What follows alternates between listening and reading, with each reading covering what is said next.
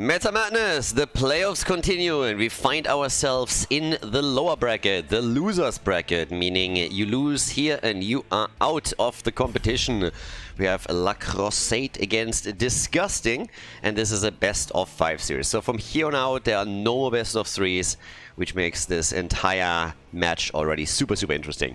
Now today we're going to focus heavily on the losers bracket, and I gotta say that the pairings there look super interesting. We should get some pretty awesome games, and our first one is taking place on Haunted Mines. Now 22 heroes in the playoffs are completely banned. They cannot be picked at all. The list, you can find it below. In the qualifier we had 10 heroes that were unavailable, but right now this has been upped to 22, and of course the usual Meta Madness rules still hold true. Whichever hero gets played within the series cannot be picked again. We saw it in action yesterday and the day before when we were focusing on the first round of the winner bracket. But right now I expect that we're going to see more and more games that go to the 4th and maybe even the 5th map, which is going to make this really fun. So, Abathar, he gets banned. It's already sad. I think a lot of teams are really picking up on the fact that the Slugger can be insanely cool and impactful.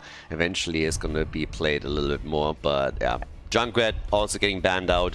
Varian gets usually taken either very early or he gets banned. We saw in most first maps either picked or banned quickly. So I would assume that he's going to be one of the targeted heroes as well. And since both Malfurion and Stukov are still up for grabs, those pair really well with him. So that's a very nice double that you can pick up for yourself. Greymane also being available means that usually teams are leading a little bit towards him too. And then at the same time we also have, of course, a few other heroes that are just super powerful, at least at the beginning. Nubarak is not somebody that I necessarily had picked for a first pick, but there's the combo that I talked about, Varian, Stukov. Now they gotta think whether or not they want to ban Chromie, for example, who's still all insanely strong too. But yeah, Nubarak as a first pick. Still very strong tank, obviously, and right down the meta as well. But we've seen him not picked all that often in the first game. Usually somebody that comes online game number 2, game number 3, but he gets first pick priority. And now we have Chromie and Malfurion. So you can see that both of the teams have pretty much the same idea. The blue team just prefers to play it with the Nubarak as an initiator over Varian. That's pretty much the only difference here. But yeah, they go for Chromie and zwei dumme, ein Gedanke. Both teams go for the exact same strategy.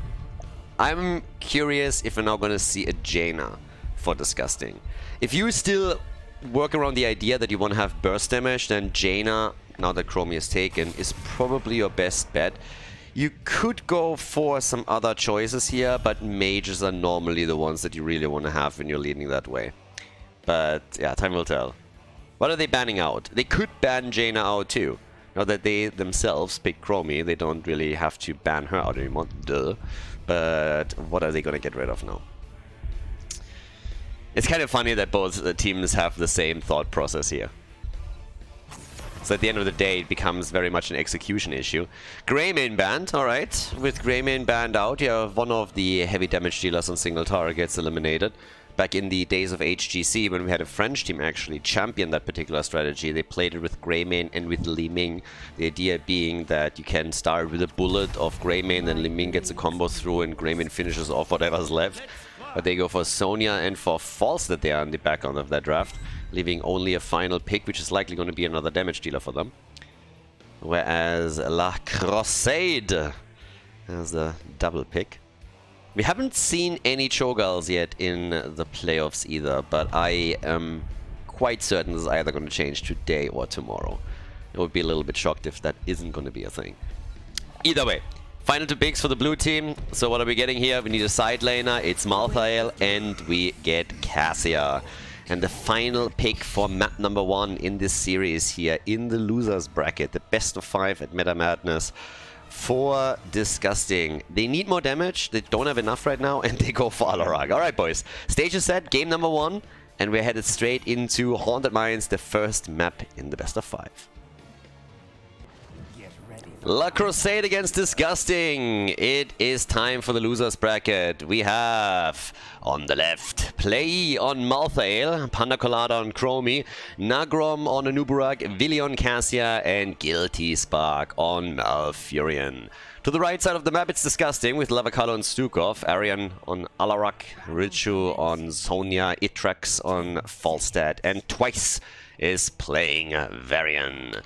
Now, this is going to be pretty interesting since both of the teams have essentially gone for the same strategy, at least at the start of the draft. Both of them have indicated that they would like to initiate with one of their engaged champions and then just try and blow the target out of the water as quickly as possible. And already a couple of traps are being set up here. Nagrom is diving in, but at least up to now to no avail. So we weren't able to get a kill in here. Now, the 1 minute mark, the pumpkin camps are going to spawn, and so will the siege giants. So this is when the teams will start focusing on the mercenary camps. But now it's about vision and about showing a little bit of early game dominance here. Haven't really seen too much of that yet. Yeah, well, the teams are just starting to set up. Once again, also a big shout out to the people that are supporting the channel and the event on patreon.com/Khaldor. I messaged this in the previous matches as well, but without those, it wouldn't be possible to host an event like this. There's the kill on Cassia. Now, this isn't the first event that we are hosting with the help of the Patreons. But again, since Blizzard has more or less retreated from Heroes of the Storm, and it's also quite difficult to get proper sponsors together for an event, the community is more or less stepping in for most of these. So if you guys are interested in helping out there and also becoming part of that, then you can check out the link in the description if you are watching this on YouTube. And if not, you can also head over straight to patreon.com/Khaldor. And here we have our first kills. Malthael is dead, which is kill number 2 for the red team. So they're off to a good start. It's pretty much the French against the Polish. So that's what we're seeing right now. The Polish team against the French. That's what's happening here. It's a preview for the Nations Cup. Preview for the Nations Cup. Now, in case that you don't really know what I'm talking about, we have another offline event coming up in Heroes of the Storm in June of this year. Last year, of course, we hosted several events in Miami, and a lot of Heroes of the Storm fans took the opportunity to shake hands with the players and watch the event on site with like-minded fans. But for a lot of the Europeans, it was not quite that easy to go to Miami, so a lot of people missed out, and this year we're making up for this by hosting an event in Berlin, and it's going to be a Nations Cup. So if you're interested, want more information, I'm going to put a link into the video description as well. But essentially, you can book yourself a trip to Berlin and can stop by, meet the players, meet the casters. Entrance is free. And the finals are happening in June, at the beginning of June. Or you can just get a team together for your country and participate in it yourself, and who knows, maybe you're going to qualify. There's actually quite a few countries that are going to have a bit of a harder time getting a team together, and obviously Reddit, Discord, and also Twitch have been places where people have been looking for some players. Bulgaria, for example, is one of the countries that is currently looking to get players together for a team, and so are a few others. It should be really interesting though, so we'll crown the best country. But yeah, it's gonna be pretty epic. And this is a bit of a preview. Not quite planned, but we have a French team against a Polish team. We also have the mines opening up, which means that now everybody is looking at skulls, and these boys are trapped, and that's especially true for Malfurion. Chromie, the little coward she is, obviously leaves him alone to die. And that just shows you that Chromie knows no loyalty. She's always sitting in the back, far away from everybody. She's a coward par excellence, and the second that she sees anybody attacking, she does what she does best, she just runs away. So it's a little bit shameful, honestly, but we see the same thing again. Anuburak gets attacked, Chromie doesn't care, and now she's sitting there just like, alright, I'm out of there. So no fighting spirit, no real willingness to sacrifice herself for teammates. She would be pretty much lost in the army, honestly. But yeah, with her dying, we now have 6 kills to 0. I gotta admit that the Polish team is absolutely crushing things here. I didn't expect them to come out swinging this heavily. Now, we've seen multiple games that have picked up on game number 2 when teams had a bit of a warm-up, but most of them, of course, played a few Storm League games beforehand. But we now have 61 skulls to 38, and yeah, it's a bit nuts, honestly. So, the blue team still looking for their first kill. The interesting part, though, is that they are looking quite good on experience. So not that far behind. It's not like they are trailing by an entire level. They will get level 7 talents, and that's going to allow them to fight back here. Taunt is obviously in. The Bed of Barbs is there. We got the Plate of the Whale. 17 stacks now for Cassia. Went into her stacking level 1. But a bit of a push that can be expected now by the red team. Actually, as it happens, they're currently trying to defend topside. So yeah. The birdie down at the bottom of the map. Of course, also going to keep an eye on Alarak, who's another huge force to be added to the red team's draft, since they're trying to play around CC a whole lot.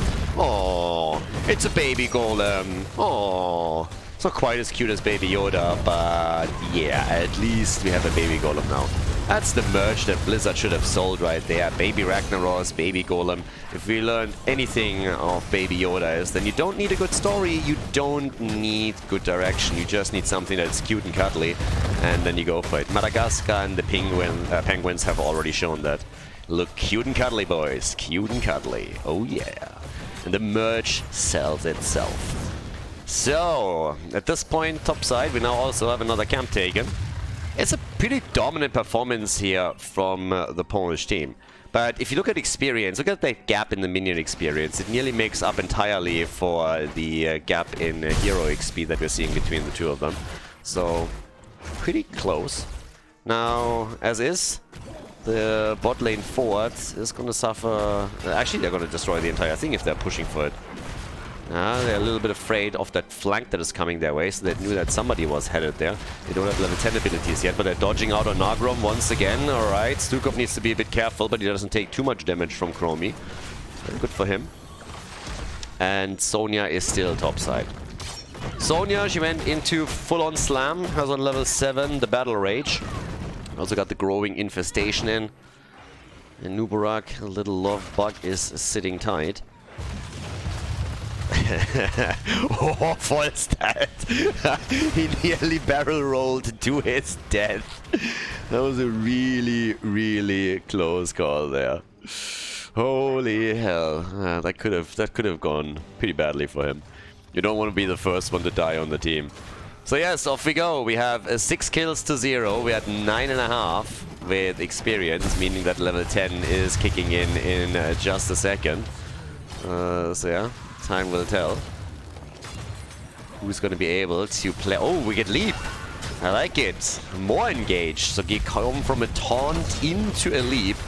That is looking pretty sexy. Yep. There's another hit. Malfurion is dead. The old arthritis boy is gone. And yep. Malfurion is actually so fragile, it's crazy. If you ever locked him in a quick match, sorry, in a custom game screen, then you know that he's not, I mean, he's not going to make it very long. The guy is way too old. He's just jittery and shaking, and it's not looking healthy. So there's no surprise that he didn't have the strength to just walk away from this. Probably not really having the mental fortitude there either. The guy's just sitting there, is like, yeah, it's over. He's already half dead. He looks a little bit like Azul, honestly, when you look at him in that light. I think we're going to see a few more people die now, because they're... Oh, Sonya. Doesn't hit anything, but they just need to get close. The bird gets out. Malfurion doesn't. Neither does Cassia. Last rites. It tracks. That heal came too late. The death of Sonya and Falstad. Finally, we have the blue team fighting back, but the battle isn't over, and it seems like Malfurion... well, not Malfurion. Malthael isn't making it. Yeah, so he's down. Panda Colada forced into a fight. Chromie didn't want to fight here, by the way.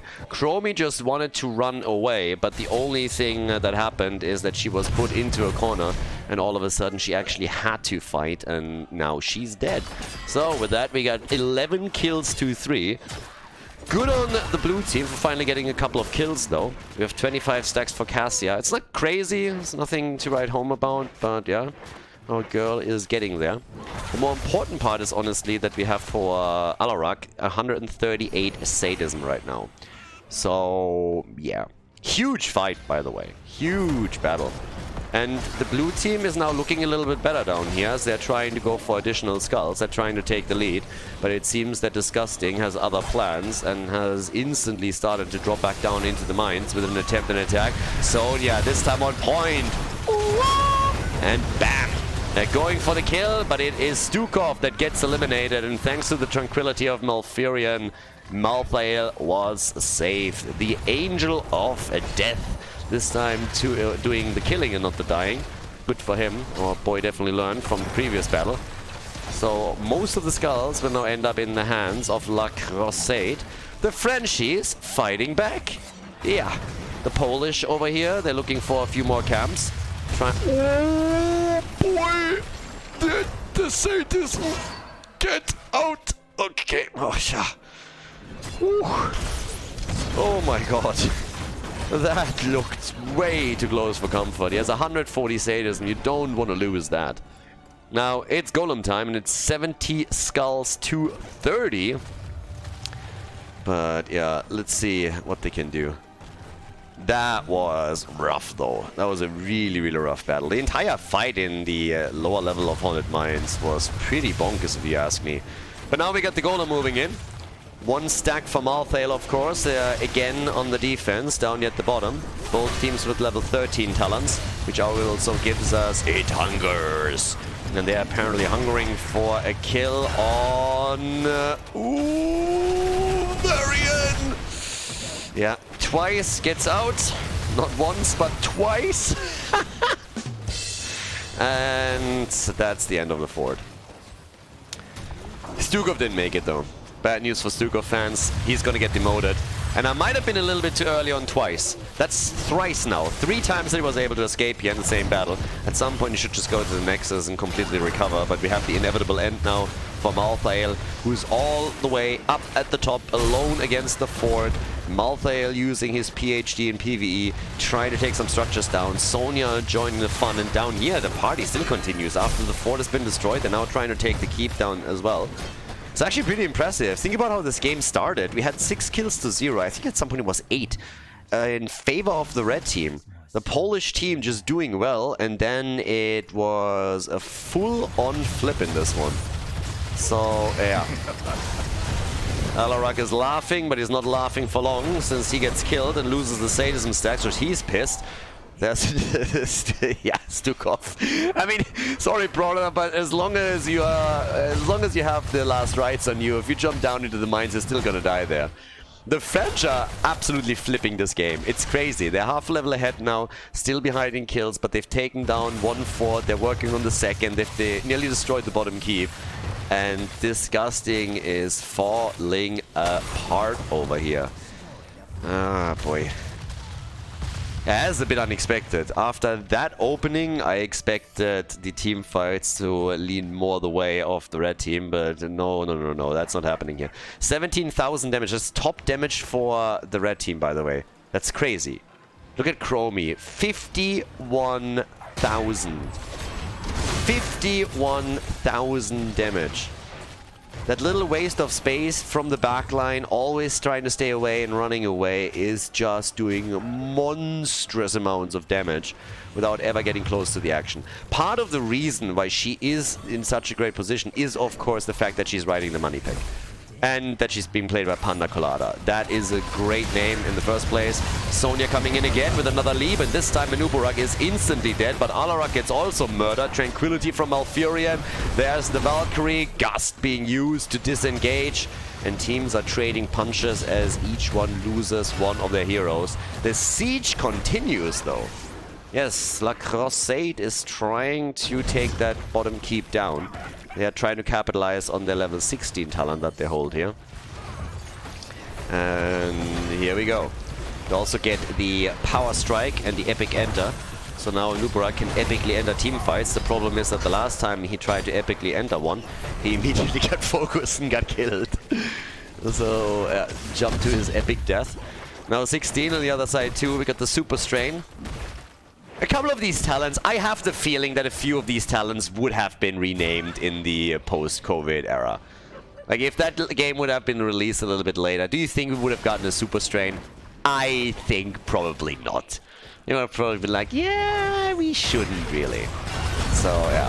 But here comes the damage, and Nubarak is dead again. They are going for the cockroach one time after another, and Malthel is dead too. It seems like the Polish team is starting to get real angry here. It's a quick triple kill, and Chrome is being put into a corner again, and she's taken apart. That's 3-4 heroes that get killed instantly. Crazy shit. Look at them. They are absolutely crushing it right now. So job well done. 16 kills to 8. After, for the last, I want to say, 3-4 minutes, they've been on the receiving end of a beating. They're now turning things around. And this is going to be a big golem for them. It's going to be a really big golem. They're going to have a 64 to 36 on the percentages. And can now start to push the lane. Now, we'll see how much damage they can actually do here. But they're also locking a couple of camps in, and of course they're starting to take the lead in experience again. Cassia's at 40 stacks. It's not crazy 15 minutes in. Usually you're trying to get to 40 stacks around the 8-9 minute mark. But here we are. 65,000 damage for the Chromester. And Falster on 24,000. Alarak is on 24 as well. They're pushing. They're pushing for the keep. I think this one is not going to be able to do enough. The pumpkins, they're all still attacking. Look at the pumpkin. Someone has a fan. Oh, the pumpkin wants a selfie. Alright, they go for Nubarak. And Nubarak is just dying. That's his only job right now. And Nubarak is just dying. He's just trying to waste a few cooldowns. This is the 3rd time in a row that he gets absolutely obliterated within half a second. The fight starts, Nubarak gets targeted, and boom, he disappears. That's been happening 3 times now. Nagrom is just dead. And, well, they're getting Malthael too, at least a counter kill on Varian. But that keep is gonna fall one way or another. They only have 3 heroes left against 4, and that's a big golem. The only question is, can they go further than that? If they can get a kill right now, they might be able to go for game. And they get that kill. Cassia. Cassia is gone, and off we go. It's time to attack the core. Up at the top. Look at that. Pumpkin is still doing some work here. That golem is going nowhere. But what we're seeing is the core getting destroyed. And it is, after all, disgusting that wins game number 1 with 19 kills to 9. Before we head into game number 2, make sure that you subscribe to the channel if you haven't done it yet, so you don't miss out on any future content here on Khaldor TV.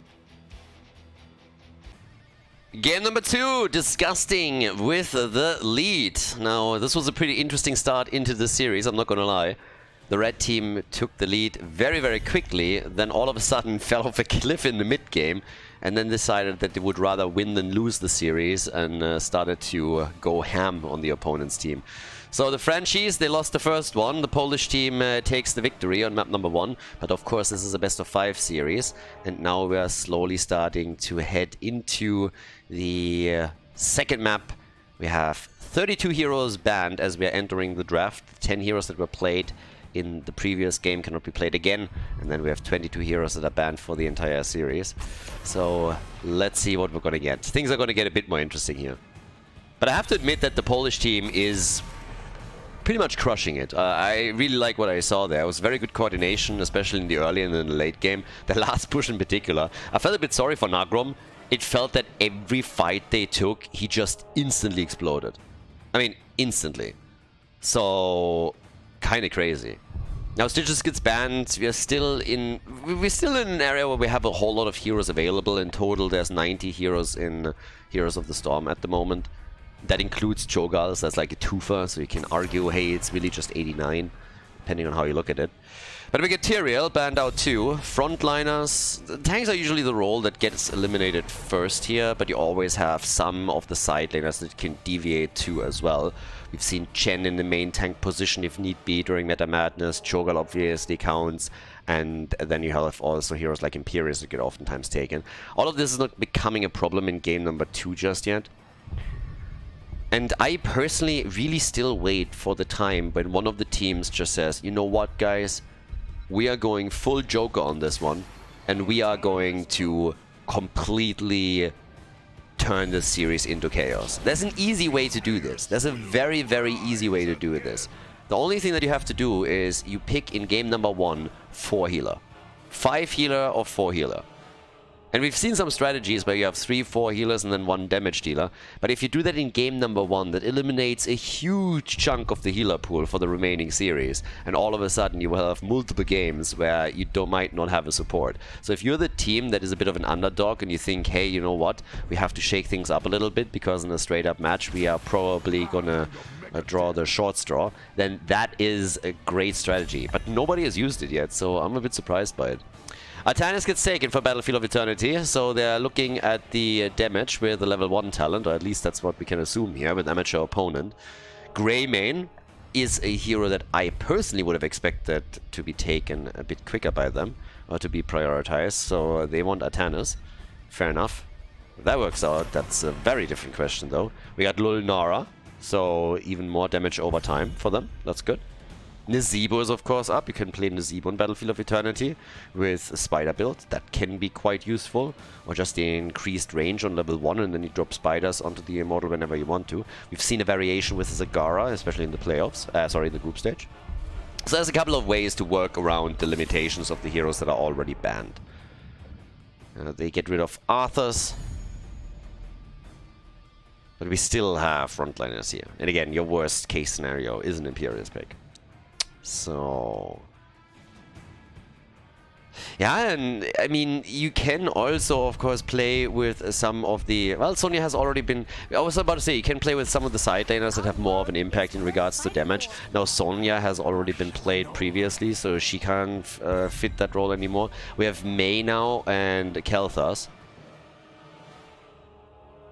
So a little bit of gravity lapse action with additional stuns. You pretty much have CC on all 3 heroes with the exception of Greymane. So Kel'Thas, Mei and Dehaka all have a bit of CC that they can use in the fights now, which is gonna help them. Tychus and Deckard Cain. Tychus this early also means that we are not gonna see him on a potential Infernal Shrines. Disgusting has the lead. They want the 2-0. They wanna extend their lead. So they have a few more match points available. Can they pull it off? That's the question now. The French seem a bit more confident with this pick. And they have a good draft. They have a decent draft here. We get Yrel as the healer for Disgusting. Alright guys, here we are. Battlefield of Eternity. It's our second map in the losers bracket in the best of 5 between La Croissade and Disgusting. Let's go. La Croissade against Disgusting. The red team has the lead. On the left side we got a play on ETC. Willy on Tychus. The Panda Coladas playing Lunara this time. We got Guilty Spark on Deckard Cain and Nagrom on Artanis. So they switched things up a little bit. Nagrom is actually playing the side lane now with Artanis, and play has moved into the main tank position. To the right side, Lavekal with Yrel, Itrax on Greymane. Richu on Dehaka, he's gonna face Artanis on the top. Twice on Mei, and Arion is playing Kathas. Level 1, the Searing Light. We also get the amateur opponent, and immediately a little bit of a battle happening down at the bottom of the map. The 4v4. Deckard Cain riding the money. That's a mount that never really appealed to me. I don't even know why. But yeah, always a little bit strange over there. Okay, so the money pick, that's where it's at. You're gonna save money and you have a riding piece of bacon. Doesn't get much better than that. So level 1, we get the heat transfer. Twice getting attacked on Mei immediately. And nothing really. Everybody is being very, very careful now. After we had a pretty explosive game number 1, at this point they're all playing this very, very slow, very relaxed. Nobody's making any big commitments in the early game. It's more about the camp, and you can already see on the minimap that Tychus is now rotating towards the top. So the blue team is just attempting to delay them a little bit. They're not seriously trying to win this camp. They're just trying to poke and see if there's an opportunity for them. Which isn't really the case. Instead, they're going a little bit too deep and they're losing Lulnara. So, yeah, she's dead and so is ETC. That is a barbecue and a half. Venison and some beef. I like it. I like it a lot. Tychus is, of course, together with Artanis taking the top lane. But now that 2 heroes have died down here, this entire wall is going to get wrecked. So that backfired heavily. Heavily. That is a horrific start for La Croissade. I mean, the initial idea was fine. You just poke a little bit as your opponent takes the camp. You yourself rotate a hero top. Each team gets a camp, and then you're fine. But they just stayed too long, got caught, and all of a sudden it's 2 heroes dying. There's nobody left at the bot lane to defend, and then your wall gets destroyed, and even the fort is taking damage. So this is hurting them a lot. This is really hurting them. 4 on the board. We got repeated offense now. The cold front is in. Obviously, Gravity Lapse is not the nano build. We get the Netherwind here as the standard talent. And after the amateur opponent, we have still topside action happening. Nagrom needs to be a bit careful, but he has also some heroes that are starting to help out. Where's that slide when you need it? Not coming their way just yet. So there's a bit of a leading experience now, which could get them the early level 7, and if that's the case, then have a talent advantage on the next objective, the first objective in the game, actually. Bigger they are is in. Nagrom hasn't made a choice yet on level 4. It's actually not Nagrom, ETC. Play-E is playing the main tank this time. And it is the speed metal. Okay, so there's the hit. I can go in with another slide. Obviously, we have Greymane in. Play-E has to be careful. Makes it out, but the halftime show seems to be going too disgusting. Yeah, they're poking it from a distance. They got Kalthas now too to burn it down, and that gives them a significant lead in Immortal hit points. And there's the drag on ETC. Obviously, there's no mosh pit available just yet, but they're trying to get a kill. Yrel is in real trouble, and that's the end of her. Nicely done. ETC gets the kill on the healer. Now the rest of the team is a bit in shambles, and they're totally disorganized. Kalthas is the next one to fall, and with these 2 kills, they might just be able to take the objective for themselves. The Hogger was doing a bit more damage, but the only thing that he can do is limit the shield a little bit, since it seems absolutely inevitable at this point that La Croissade is going to take this one. With Artanis and Lulnara on the point, they are claiming this. Bit of a frustrating situation for Disgusting. They looked really good at the beginning. They looked really good at the start of the Immortal phase, and now they just lost the big boy to the opponent. So with that, the top lane is going to be the one that they will have to defend. They are getting the level 7, but that experience lead that they've been holding previously is now also gone. So bad news. Pinball Wizard is in, and we got the choke in Pollen. Got the melting point on the grenade. Yeah, and good luck trying to defend here. I guess they will only lose the wall. At least that's what you would assume. But can they poke it enough? It's a 4-man defense. Maybe they can get that fort. Probably not. But the Hogger is here. They want some kills. The lick does not connect though. Yeah, that's unfortunate. Good for Tigers though. Tiger survives. Yrel in trouble again, but this time she had the heal. There's the lick, and Lunara is dead again. And they are going for another kill. Kain gets whipped by Yrel, and that is kill number 2 in this team fight. So they're bringing it back, but they also had to sacrifice some space at the bottom of the map, where we have Artanis just doing his thing and getting more value for the team. Now he needs to be careful that he doesn't get caught, but half of the blue team is actually topside. Sorry, half of the red team is topside and doing their thing there. So yeah, that's the next good news for them. But alright, it's all about the camps now. Red team has done topside exactly what they were doing previously at the bottom. They are going through the wall with one of the camps down here. It's a bit of action from Richu and Arion with the Haka Kelthas, as they were thinking that, hey, maybe we can engage. But they realized that there were too many heroes around at the bottom of the map, so they give up the camp. But the team has already done a fairly good amount of damage up at the top because they had superior numbers there. So the wall is gone and some damage on the fort itself. So they're still in a very good spot, generally speaking. Losing the first Immortal definitely sucks, but they find themselves with the upper hand here. For the French, it means they need to get level 10 now. They want level 10 around the objective. They don't want the gap to be too big between the two teams. A kill here would go a long way. They try for Atrax, and they take him. And Yrel gets also caught. Blue team really doing a good job exploiting some of these problems that we're seeing on the side of their opponents. So the timing for that double kill could not have been any better, and it really works well right now for the French team. for that Croissade. They got level 10, both of the teams do. But with that, we now have the Suppression Pulse. ETC went stage dive, so they even have a global. We also got Aegis now for Yrel on the other side.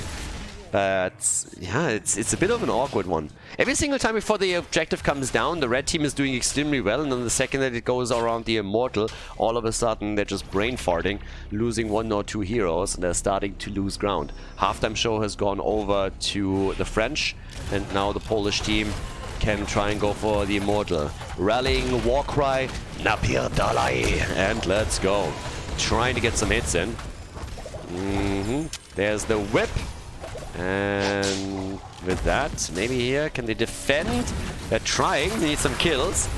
But Tannis is trying to swap himself out. They're going for Greymane again, and Greymane is dead again, but so is Lunara.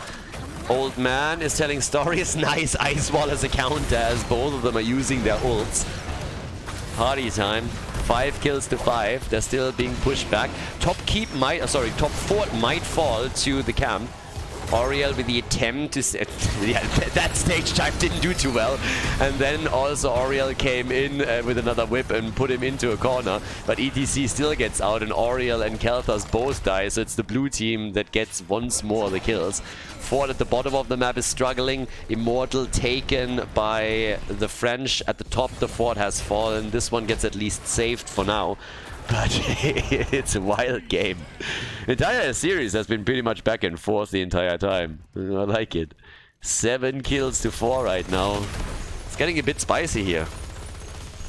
We got 26,000 damage for Tychus, one of the few that hasn't died yet in this game. 20,000 for Greymane, he's the top damage dealer for his team. But yeah, the party continues. This is going to cost them more than a fort. Likely going to lose the one at the bottom of the map as well. Especially if the blue team decides that they want to rotate down at some point. But they still have a big shield on the Immortal, so there's no real reason for them to give this up just yet. Coming straight in and trying to take the sidewall. Can always engage again. Keep in mind they don't have a mosh pit. They went stage dive instead. Backlane has to be a little bit careful here. Ice wall is out. Catches nobody though. And with the wall gone, the Immortal is still doing damage. They should be able to save the keep. Tannis at the bottom of the map gets killed. Yeah, stage dive ETC. They took the fort down, so Tannis sacrifices his life so that they can get the fort. And now structurally they have of course taken a big lead here. Damage on the keep. Both forts eliminated. They lost one as well. But the French are very, very interested in claiming victory in game number 2 so that they can fight game 3 and the rest of the series on eye level and don't have to win 3 in a row in order to stay in this tournament. So, yep. With that, we also... Oh, what? The Hogger dead at the top as he gets caught, and that is a freebie on the keep nearly. If Lunara gets a bit more damage over time in, they might just be able to take this one. As is. It's a 5 versus 4. Talent advantage is negated, but this is bad news. If they get another kill here, then we might look at a really quick game. The Hogger dead. Greymane on the prowl, but he might die too. Ooh, boy! ETC! And that is the end of the big bad wolf. They should just take the keep. Just take the keep. At this point, you know you can claim it. Lunara just needs to get another one of her ults through Thornwood Mines. They have it so low. If they don't kill this one, then I'm going to just... give me a break. They look for kills. You know, try to go for twice. He gets out. Are you shitting me? Nobody came in. Lunara, hello? There we go. Thank you. I was like, come on, boys. You can't be real. You don't get to keep that low, stick around with 4-5 heroes, and then don't finish the job. So yes, here we are. They're able to take it down. They still have a 1-level lead. The next Immortal is up. They're going for the camp too. Disgusting is losing ground by the second here.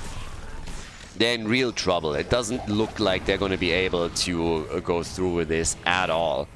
Because the level 16 talent is going to throw a huge wrench into their plans now.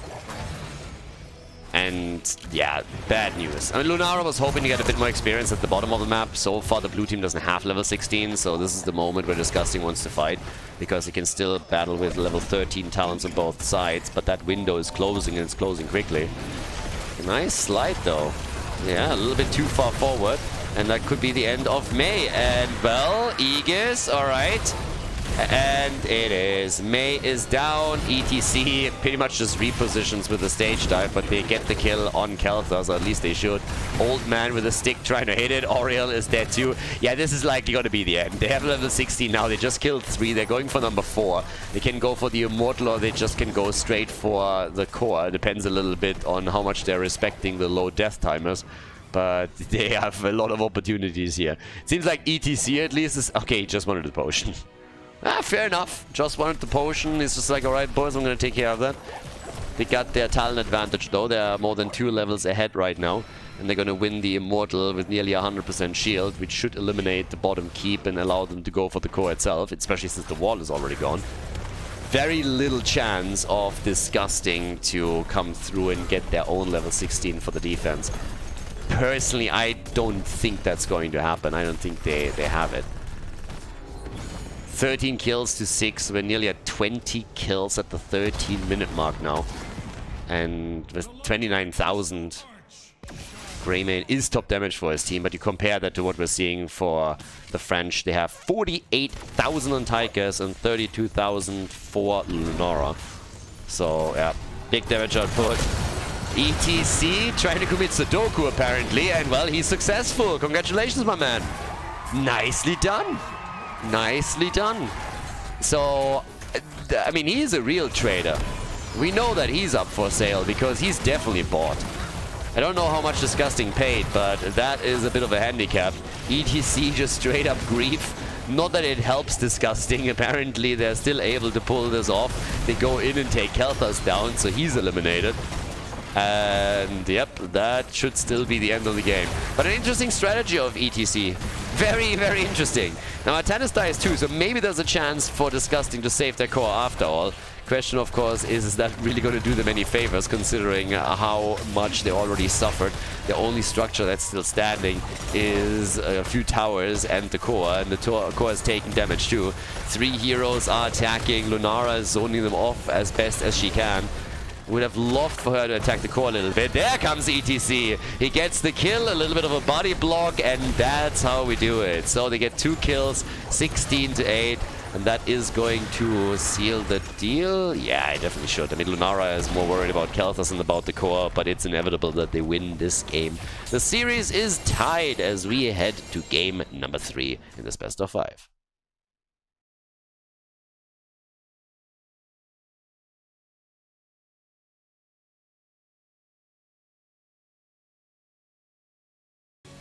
Towers of Boom, let's go. Let's blow shit up. We got La Croissade with a point on the board now that we're heading into the 3rd map. And again, Meta Madness rules being what they are, we have now 20 heroes banned because they were already played and 22 because they're banned for the entire event. Meaning 42 heroes are off the board. So it starts to become a little bit more interesting. And the good news is we are guaranteed to have at least 4 maps. So yeah, that's the good news. With 4 maps, the 4th map is going to be already wild. If it gets to a 5th map, then things are going to get crazy, very likely. But even here on the 3rd map, we can already see some interesting choices. Now this is of course Towers of Doom, which means that there's a couple of heroes that instantly become quite attractive. We're talking Samuro, Abathar, Vikings, something along those lines, you know? Well, definitely heroes that the teams are going to be thinking about now. Globals are mostly gone, outside of the ones that I just mentioned, so you can't go for Falstad anymore. The Hogger has been played already, so these are already out.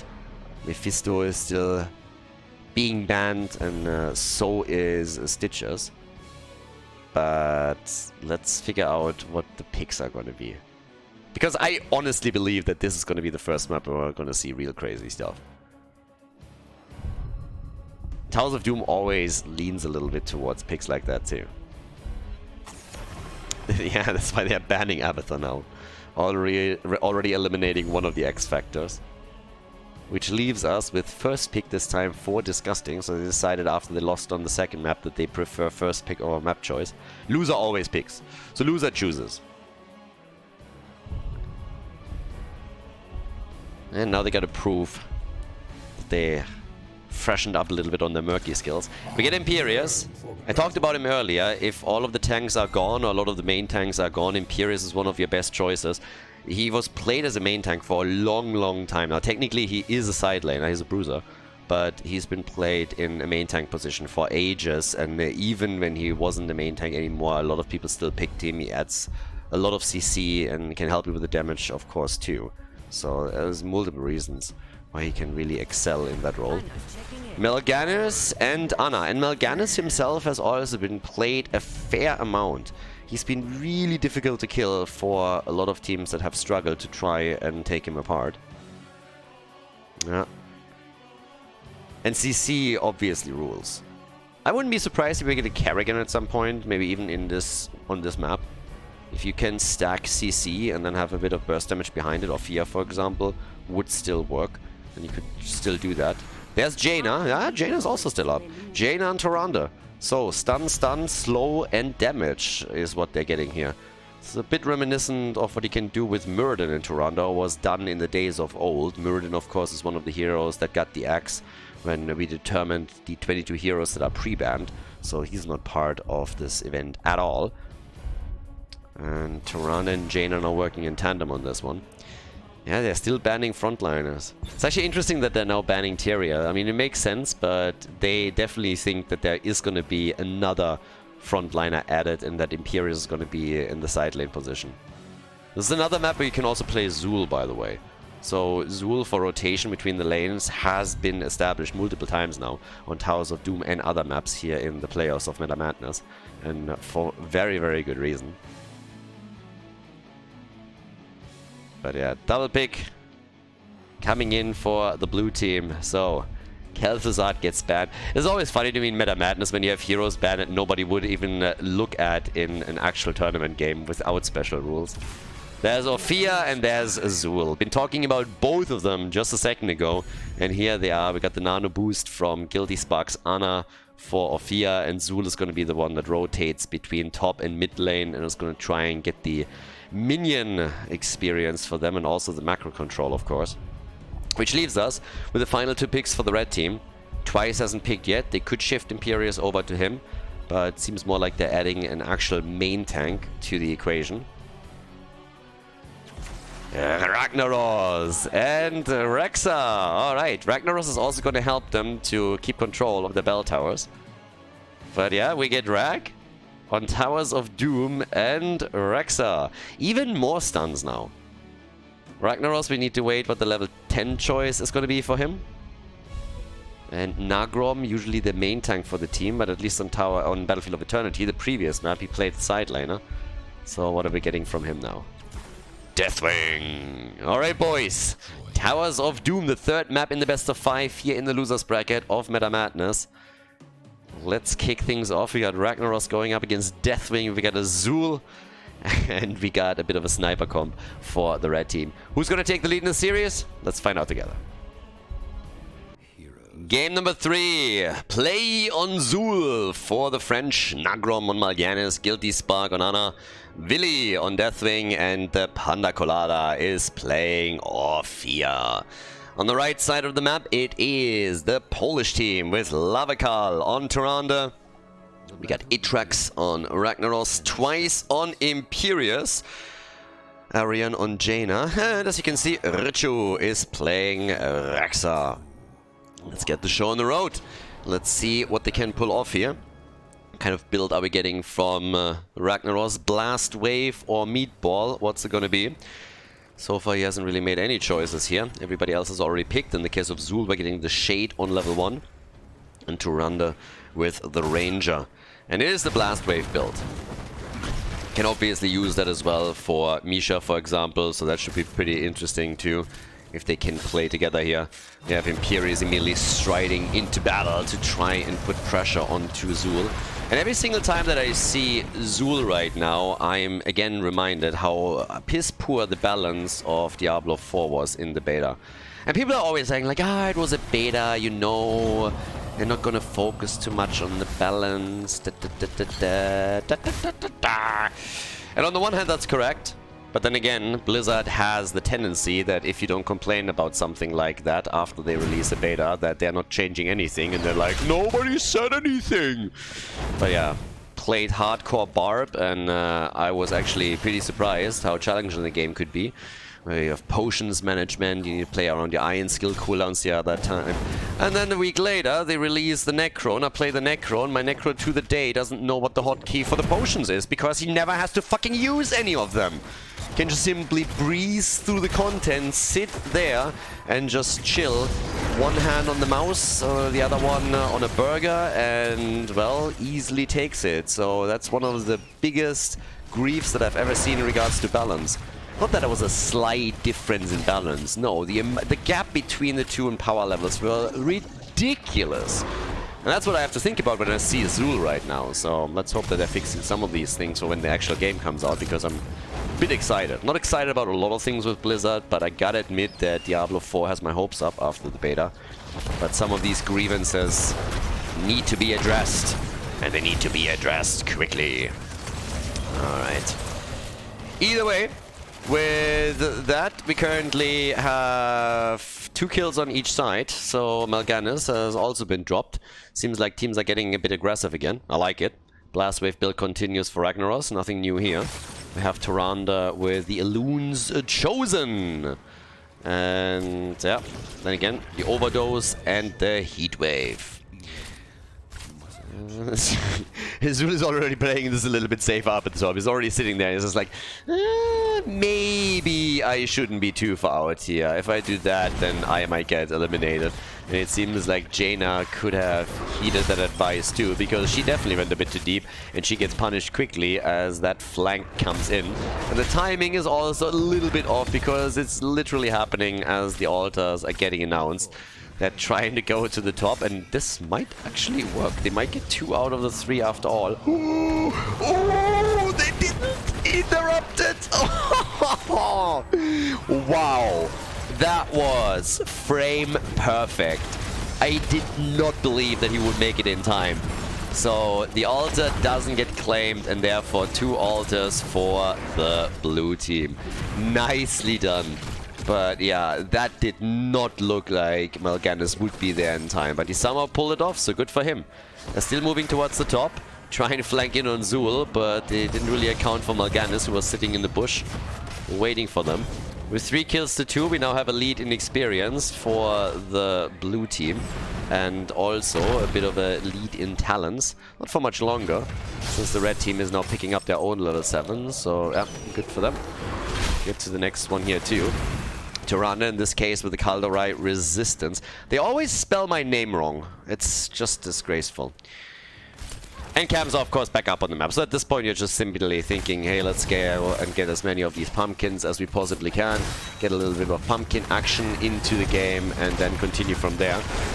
The blue team is thinking, hey, you know what?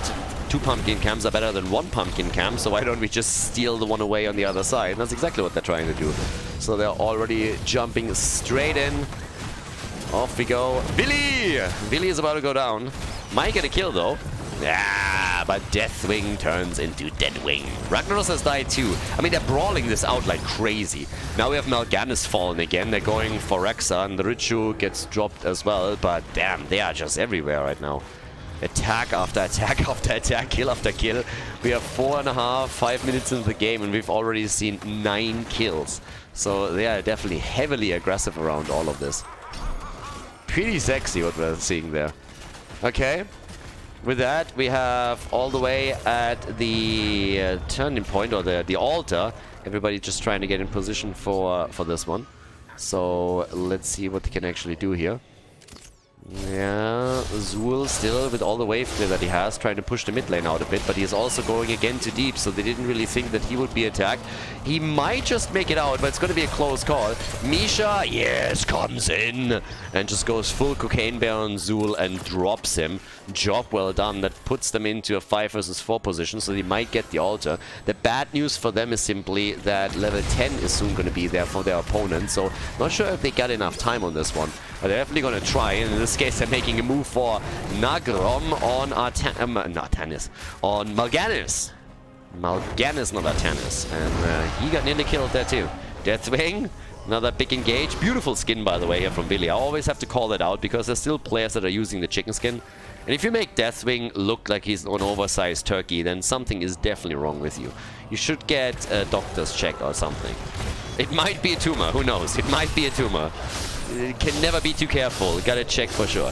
Richu made it out. Fully calculated here. I mean, we all know that he is a rocket surgeon. So with all of that brain power, he calculated quickly that he can easily move through the gate, and he did.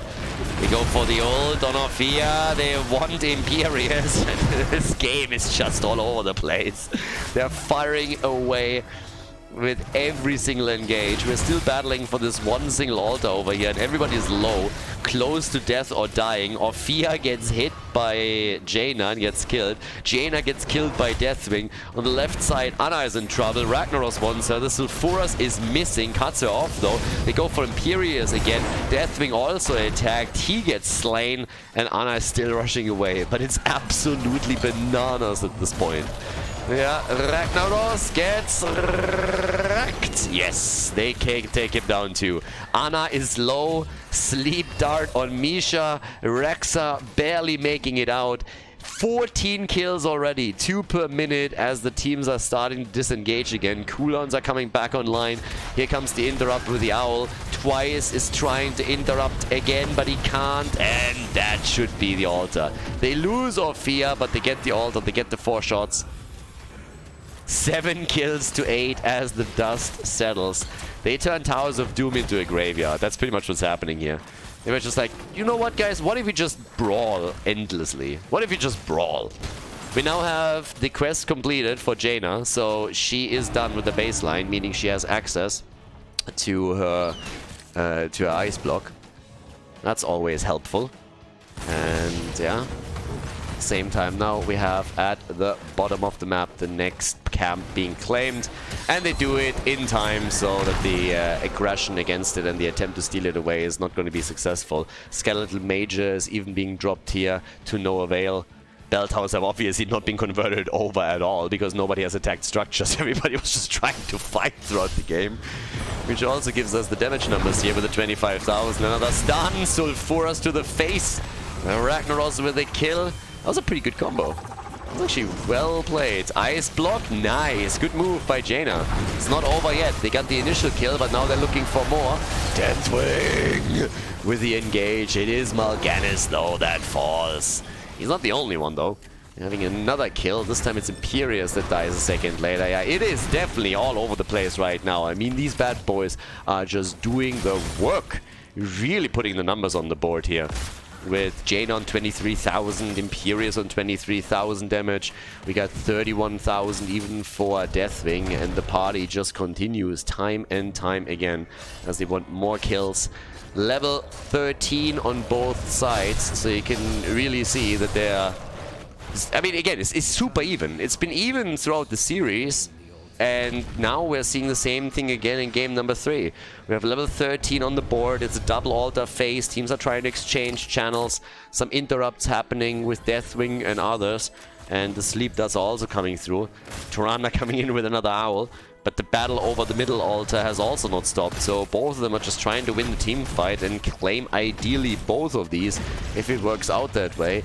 But the one thing that they all have in common is that the attacks just keep coming. I mean, they go for Plague, and Zul made it out, and then the Blast Wave Rack drops him. comes in and hits the Sulfuras, but Tyrande also dies. It's always kill for kill, time and time again. Lucio gets attacked. I think Rehgar is going to die, but they might get the kill on Ana as a response down here. Nope, instead it's Ragnaros that drops maybe finally the franchise with a bit of momentum that they can use here to pull ahead, and that seems like it's what's happening. We have a double channel on the altar, 8 shots are gonna be fired, and boy oh boy. Down to 20 points now.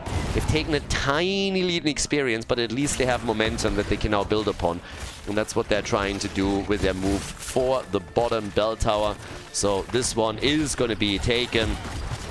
Nice conversion there. Since Ragnaros isn't here, he can't use his trade to do anything about it. So, yep, job well done. They get the bell tower, and with that they can maybe even steal the camp away. Tyrande obviously was already anticipating it and was double checking what exactly could happen there. But, yeah. And, well, Zul is controlling the top side as usual. Blind as a bat. We got Elementum plating. And Deathwing with a superhero landing. Boom! Oh, Deathwing, he's the hero we need. For sure. Okay, so they're trying to zone them again. Nagrom still at the frontier. Tyrande using her ult as they're attempting to zone. Blast wave build obviously continuing for Ragnaros, but without the level 16 talent, they don't have a real chance fighting this unless they get a cheeky kill at some point, which so far hasn't happened. Next altar phase is going to be a double. We now get also the northern exposure here, plus the feign death. And yeah, they're gonna get at least one of these. It's gonna be 5 shots fired if he goes for the channel. They might get both, at least they are currently positioning themselves in a way that they were thinking about it. Sulfuras, I don't know, like a lot of these Sulfuras hits that we're getting there, yeah, not sure if I'm like the biggest fan. He did some work with it. So Sulfuras did actually some work. I mean, normally you really want to use it when you have a bit of a pre-stun, since it's not that easy to hit. Skeletal mages are out, get quickly taken, and they're just zoning them away. So the blue team has to realize that they're not going to get both of these. The pace this is going, they gotta be careful that they at least get one. They were getting a bit too greedy, and now they have to defend their own altar. 3 shots have already been fired, since the red team only controls 3 bell towers now. But Ana, she's going for it, and that is putting the red team down to 15 points on the core, so they have roughly half the HP of the French.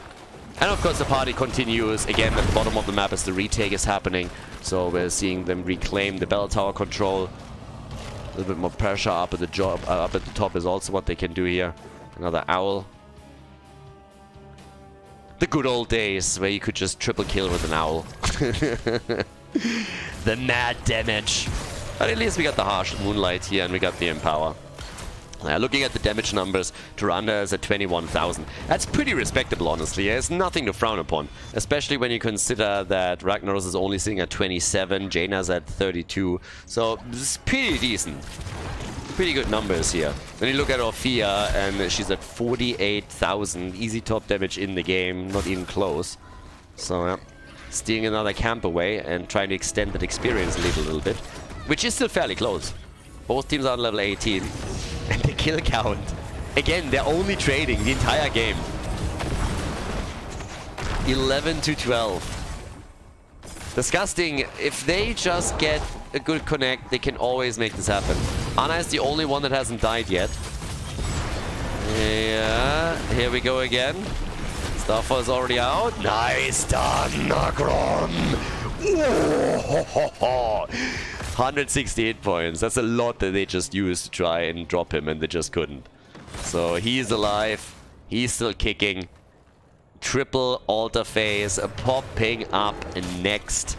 And that's kind of bad news for Disgusting in the sense that they used a lot of their cooldowns to try and make this work, and it just didn't properly. So that's a little bit tricky. Let's see what they can do here now. Tyrande is already channeling. They get the kill on Zul. Nice. That one was important. Maybe they get the triple at the top now. We had Tyrande attempt to interrupt at the bot lane for a little bit longer, and she did a decent job on that one. But it seems like they're going to claim this one. Okay, so they are closing the gap a little bit. 8 shots fired now in that particular rotation.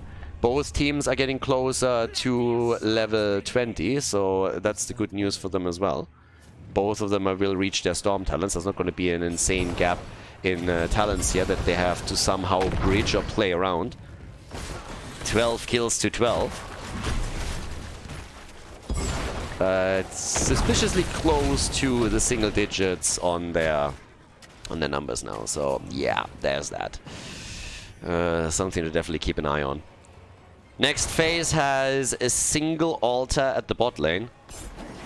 But everybody is playing for level 20.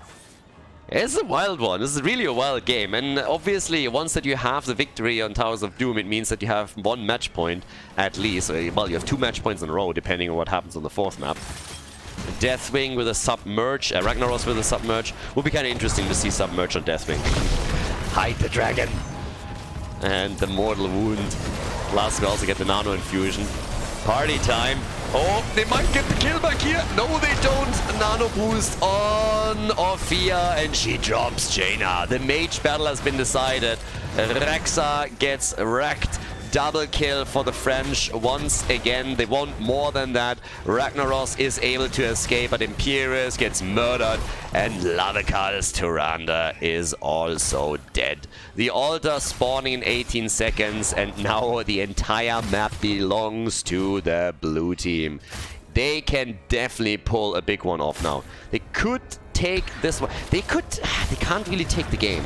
It's only a single altar, so they can't win the game right here, but they can go for the bottom bell tower, and then afterwards they can, for example, try and take at least the boss.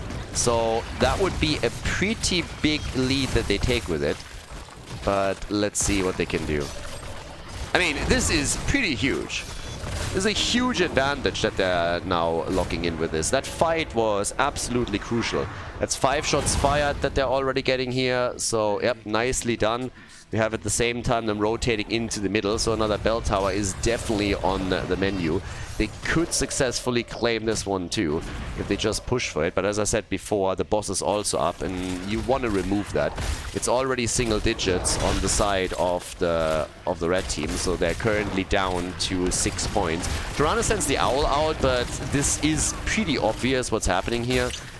I mean, anything else but a move for the boss would have been absolutely shocking, and of course they're locking this in. This is 4 free points, and it means that 1 single pumpkin camp is going to end the game in your favor. 2 points against 25. The retake of the bottom bell tower is happening. In the middle they were still able to defend this one, so this hasn't been destroyed just yet, but it is getting dangerously close. That is definitely true. But yeah, the French really doing it now. They lost game number 1, and then afterwards they really started to buckle down a bit. Took map number 2, and here on the 3rd they have taken a very significant lead that could very well end up with them winning this one. So Ragnaros, he might have to pull off a trade on the mid lane so that he can defend this one, if it comes to that. But yeah, that's pretty much where we're at this point. Double altar. Keep in mind, 1 altar is all that they need. Pretty much the Polish team in red, they have to win a team fight now. It's pretty much the only thing that they have. Ragnaros is already playing around the trade. Oh, and they try to go for the kill, and instead they lose Imperius. Not only do they not get the kill, Imperius is dead, but Orphea and Anna die as well. Tyrande is down. Jaina ice blocking and still being killed, but she gets the counter kill with Ragnaros, and now it's only Zul and... well, it's a 2 versus 2. Over here we have, I would assume, Nagrom falling to Ragnaros. That's a kill. And that leaves Play as the only survivor. What a bloodbath. What an utter bloodbath. First channel has happened as Ragnaros took the altar in the middle. Now they're trying to go for the one at the bottom. And Zul can do nothing about it. Absolutely nothing. He has to be really careful that he doesn't also get killed here. So it's another 4 shots fired. And with that we have them now down to 17 points. 17 points to 2, and the idea of course is to lock in a few more kills, stagger some deaths, and Zul is gone. Nicely done. Atrax survives even, just moves back out of the range of the bell tower, is able to survive, and now they can maybe take some structures apart. So they are gaining a little bit of momentum.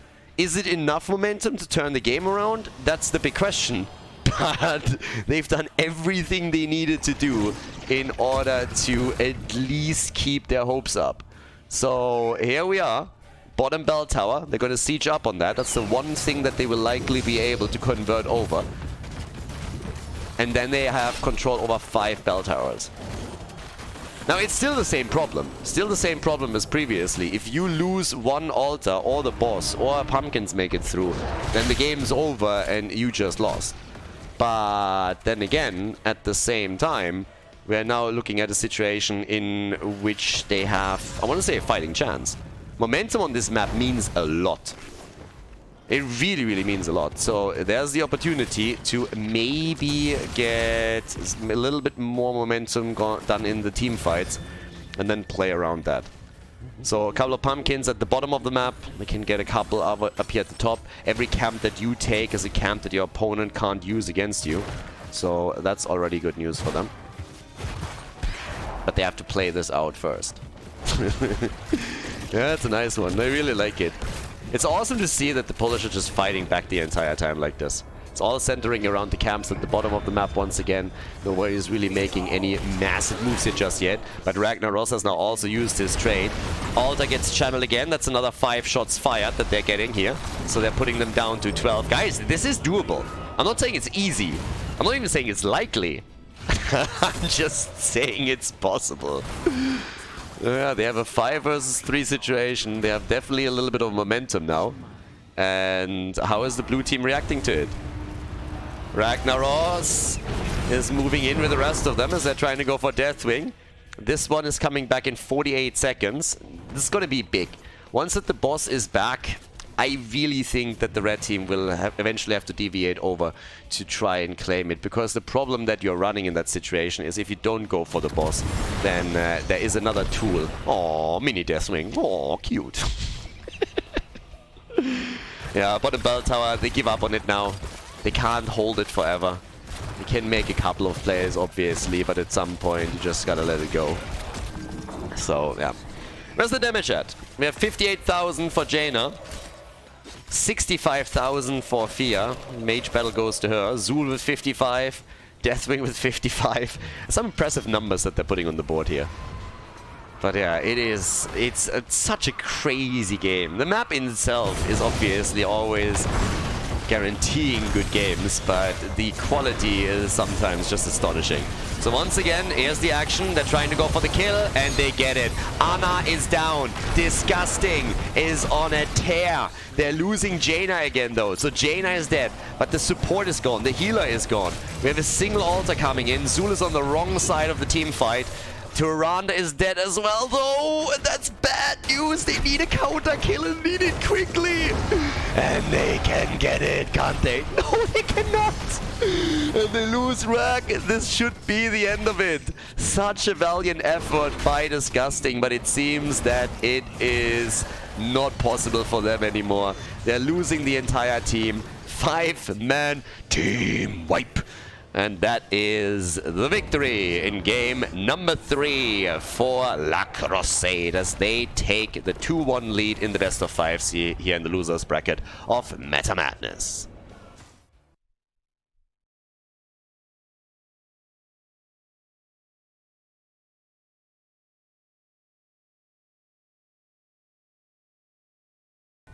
Game number 4, Disgusting. They won map number 1 and then they lost 2 in a row. So La Croissade is trying to close out the series here with another victory.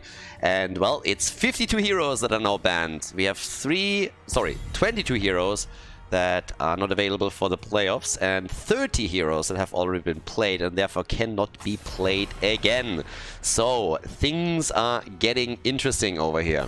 It's definitely going to be an interesting touch to all of this.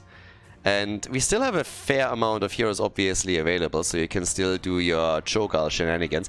I actually got to say that, especially on the front line, we still have Stitches and Yrel. Stitches was banned, I mean, pretty consistently throughout the last few series, so it seems like they are just in a position where they don't want Stitches to be played at all by La Croissade. Since they have first pick, first ban, they could pick him for themselves, and it seems like that's what they're thinking here, since they are now going for a Mephisto ban instead. So, yeah. When it comes to supports, we have 5 supports still up. 6 supports actually. Uther, Whitemane, Alexstrasza, Kharazim, Lily and Morales are all still available. So plenty of heroes to choose from for the 4th map. But tanks, they are a bit more rare. So if you want to ban something away against your opponent, you could definitely try and pull that off. Arthur, Stitches, Tyrael are the choices. And yeah, this time they are banning Stitches out. So both of the teams don't want Stitches to end up on the other side and are just playing a bit of a game of chicken here whenever they're coming in. And ban the first ones. Wouldn't surprise me to see an early Tyrael pick now. So Tyrael and Arthur are still the 2 choices. If you don't care which one of the 2 you get, then they could pick something else and pick him just on the 2-3. But they go for D.Va. Okay, so D.Va comes in as a side laner. I like it.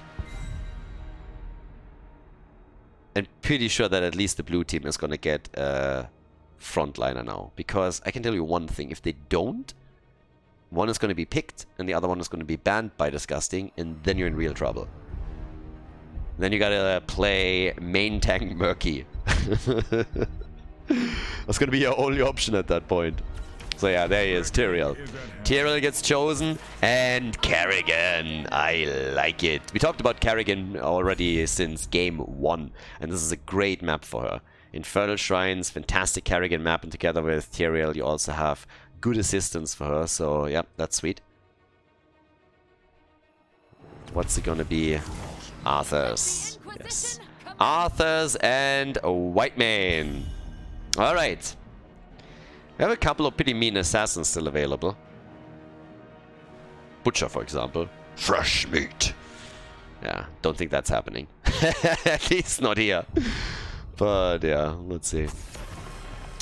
Okay, so it is Gul'dan that they're banning out. That also makes a whole lot of sense. He's great in Infernal Shrines. You have the Horrify. That's always a great ult to have in the team fight. The AoE that he brings is fantastic, not only for the damage against the opponent's team, but also to try and take a few of those minions on the shrine down. Yeah, I could have seen Zul'jin at some point too. We've even seen Zul'jin banned several times in these situations. Uther banned. Yeah, after we already have the Sanctification here from Tyrael, you don't want a Divine Shield for Kerrigan too. She is already crazy enough with that support, but Uther would be a bit too much. But again, range damage. Range damage is still needed and something that they could go for. We still have Reyna up. So they could go for Jimmy. I love that we have Arthur's at the front. Arthur's so nostalgic, and there it is, Kel'Thuzad and Morales. I mean, normally you would look at this and you immediately would think, okay, this is a backdoor strategy. They go for Tyrael and Morales, but not so much with these heroes. No. Yeah, they're not going to try and backdoor those keeps. I don't think that's gonna happen. It would be funny if they keep it as an option and at some point just make a play like that, but yeah, very unlikely. Depends a little bit on what exactly they're picking for the last choice. Nazipuro and Kira. Okay. How many games did Kira win? I think she won 1 game, right? Everything else she lost, but I think she won 1. I'm not even sure anymore if she won that game or if she lost it, to be absolutely honest with you. But either way, last but not least, we need probably another melee hero for La Croissade. Keep in mind, this is their first match point. They could end the series right here and send Disgusting packing. They pick Thrall, and with that we're headed into game number 4 in our best of 5 in the loser bracket of Meta Madness. Game number 4, the Croissade is in the lead. Play on Tyrael, the Panda Colada on Kel'Thuzad. We have Nagrom on Thrall, Guilty Spark on Morales, and Willy on Kerrigan. Every single time I read Willy, I have to giggle a little bit, and I also have to think about the fat bee in Maya. So, Maya, Willy. God, I can't even remember when exactly I watched that the last time. Wait for Disney to pick up the IP and ruin that as well. Lavakal on the right side for Disgusting on Whitemane. We got twice on Arthur's, Itrax on Azebo, Richu on D.Va, and Arion on Kira. And yeah, Twitch chat actually confirmed that Kira was played yesterday and won a game. It was the first one that she won in the entirety of this Meta Madness round. But apparently even Ultralisk, who played her, said afterwards that she was utterly useless in that game. So yeah, that's that. Oh boy. Okay. Level 1, we get maximum effort, we get the Deadpool talent, we got the Thing of the Deep for Nazeebo, and we got the Trash Lightning. Alright, let the stacking begin. Well, or let Thrall die. One of the two. In this case, it's Thrall dying. Bye-bye, Warchief. Okay, so we got a couple of nice talents here. Trash Lightning can be pretty cool if you are able to stack it. I mean, so far he only had one and then he died, so that doesn't bode well for Thrall's chances of getting the big damage numbers in this game. But at the same time, we now have Nazeebo starting to stack it up a little bit. Gets fairly quickly focused by Kel'Thuzad, though. And we have seen a surprising amount of Kel'Thuzad. I mean, he's been played a lot, and he's been doing a ton of damage too. I mean, he was slapping. He was really doing some work here. So, besides that, we are getting the Pity, the Frail. Whitemane is bossing it up a little bit. D.Va went on level 1 into the full metal. And the teams are just getting some camps together. Nothing too fancy just yet. Billy trying to make a play here. Kira. I'm actually a little bit surprised that Kira is picked, because on the assassin side, we still have a lot of melee assassins that are fairly strong here. I mean, she is pretty much being played as a budget Sonya these days. That's what we're seeing most of the time. Big Voodoo is in. We also get the Mana Tide, Armor of the Archlich, and the Cellular Reactor is taken by Morales. Okay, so top side, they are losing a lot of structures already. I mean, Thrall just doesn't have the power to stop these two when they're working in tandem, and it results in the tower and the gate being destroyed. They're getting even more damage done. Down at the bottom of the map, the blue team just can't draw even. Now, as I said, it is match point number 1. The blue team is ahead. The French, if they take this, will move on to the next round of the losers bracket, and Disgusting will drop out of the tournament. Now the Big Voodoo, so Nazeebo, could really become a total powerhouse in the later stages of the game. And the stacking process is kind of right. We're 3 minutes in, he's sitting at 40, so he can rotate a little bit and should be able to keep it up throughout the game here. It's also a question of whether or not Kel'Thuzad is able to complete his baseline in a timely fashion. But the objective is up. The first one, teams are obviously going to fight for level 7 and going to try to hit that early so that they have an advantage. But Nagrom is already busy on the shrine trying to get some stacks towards the objective for the team. And D.Va is now joining the fun over there. Whereas Nazeebo and Kerrigan are the two sitting on the side lane in order to make sure that they're getting XP to help them reach the next talent.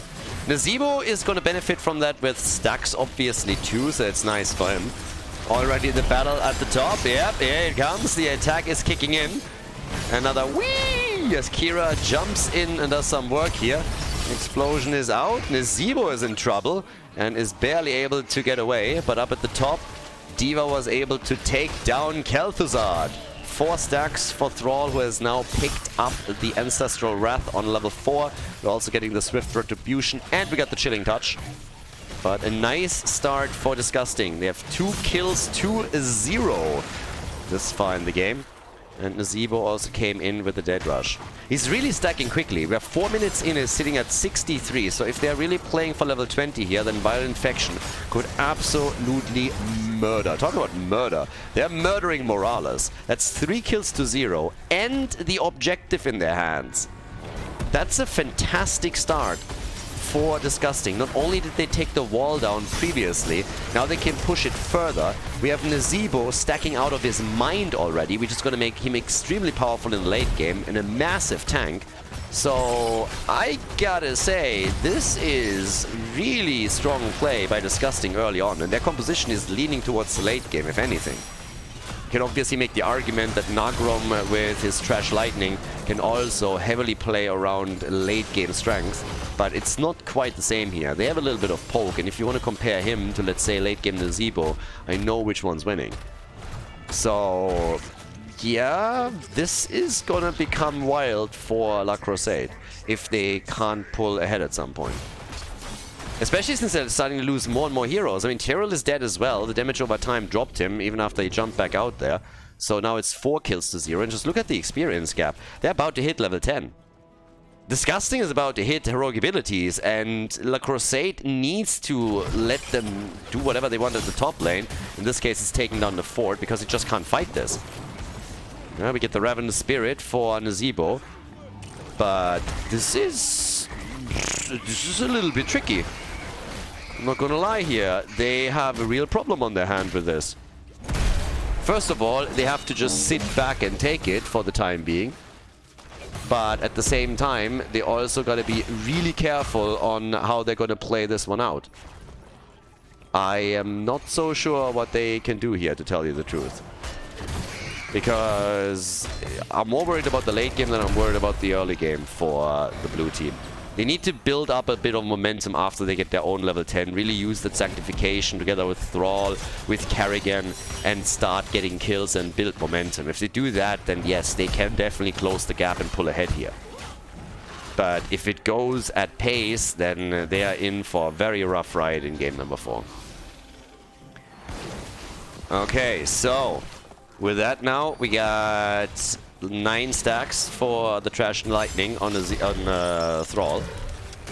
Under Colada still trying to get some hits together here. Zeba's at 120 stacks. Guys, we're 7 minutes in. It's level 11. He's at 120 stacks. He's gonna stack out of his mind, way past the threshold, and walk around with a massive hit point pool. He's gonna become the main tank of the team easily as we're entering late game, if it ever comes to that point. He's just doing way... I mean, he's doing fantastic. Keeping him between the lanes in the first objective did so much for him. Now he has no problems joining the battles too, because it's just way too sick. So, yeah. Kerrigan is making a play here. Yeah, now he gets caught. This might be the end of him. They're dropping everything, by the way, on them. So, it could be a... Oh, nice. Great sanctification. Got a good explosion too. D.Va killing Morales here. Morales dead, Willy in trouble. Willy, oh, and Kerrigan goes down, so does Kel'Thuzad. 7 kills to 0. Ravenous Spirit is ravaging the mid lane.